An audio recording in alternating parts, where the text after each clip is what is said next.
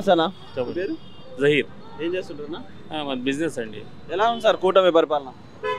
ఏముందండి, సూపర్ 6 హామీలు అన్నారు, ఒక్కటి నెరవేర్చలేదు. ఇంకా ఫ్రీ ఇసుక అన్నారు, ఫ్రీ ఏం రావట్లేదండి. 1600 1800 పే చేయాల్సి వస్తుంది.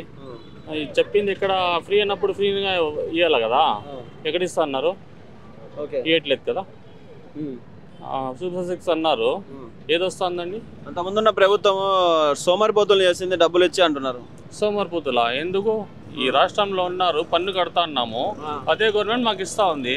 దాంట్లో సోమరిపోతులు ఎందుకు అవుతుంది?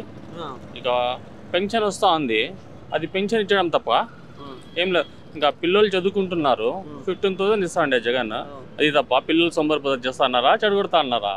లేదు కదా, ఒకరికి సౌకర్యం చేస్తా అన్నారు, అంతే కదా. అంతే అంటారు. అంతే కదా. ఎలా ఉంది సార్ మీ హిందూపూర్లో బాలయ్య పరిపాలన? పరిపాలన ఏమో బాగుందండి. బాలకృష్ణ, బట్ నేను ఏ పార్టీకి ఇది కాదు, బాలకృష్ణ ఏమో అభివృద్ధి బాగా చేశారండి, అలాంటి ఏం ప్రాబ్లం లేదు, బాగుంది. నమస్తే అన్న. నమస్తే అన్న. పేరు? నాగేష్. ఏం చేస్తుంటారన్నా? మాది ఏదో డైరీ ఉంది. ఎలా ఉంది అన్న కూటమి పరిపాలన? బాగానే ఉంది,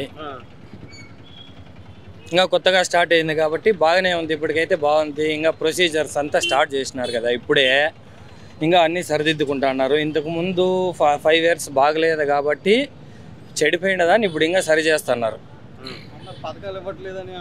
పథకాలు ఇవ్వట్లేదంటే స్టార్ట్ చేస్తారు ఇంకా ప్రొసీజర్. ఇప్పుడు ఇది పింఛన్లది, రేషన్ కార్డు నాకు తెలిసి ఇయర్లో స్టార్ట్ చేస్తారు. ఎందుకు భయం ఎందుకు? లేదు లేదు లేదు, 100% ఇస్తారు. ఇవ్వకపోతే ఓటు వేద్దండి నెక్స్ట్ టైం, అంతే కదా. ఎవరు ఓటు వేద్దండి?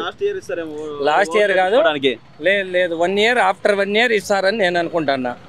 ఎందుకంటే బడ్జెట్ ఇప్పుడే చాలా లో ఉంది కాబట్టి, నిధులు లేవు కాబట్టి, దానివల్ల ఈ 1 year తర్వాత ఇస్తారు అనుకుంటున్నాను నేను. జగన్ వల్ల రాష్ట్రం అనేది అప్పుల పాలు అయిపోయింది అనేది అయితే ఒకటి ప్రధానమైన. అవును, దీన్ని 100% నిజమే. ఎవరైనా ఒప్పుకోవాల్సిందే, చదువుకున్న ప్రతి ఒక్క వాడు ఒప్పుకోవాల్సిందే, 100% నిజమే. ఎలా ఉండబోతుంది సార్ ఇప్పుడు కూటమి పరిపాలన?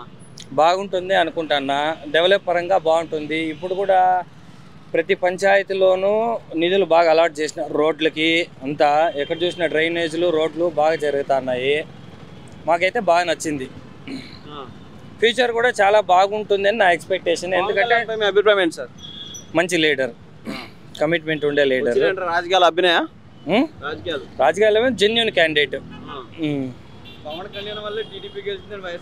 అట్లేం లేదు, ఇద్దరు ఒకరు సపోర్ట్ చేసుకుని ఇద్దరు సేఫ్ అయినారు, ఇద్దరికి మంచిగా జరిగింది నా దృష్టిలో. అలా ఏం లేదు, సింగిల్గా వచ్చినా కూడా సీట్లు తక్కువ వచ్చిండు, టీడీపీ గెలిచిండు, అంతే. బలం ఉందా సార్? బలం ఉంది, 100%.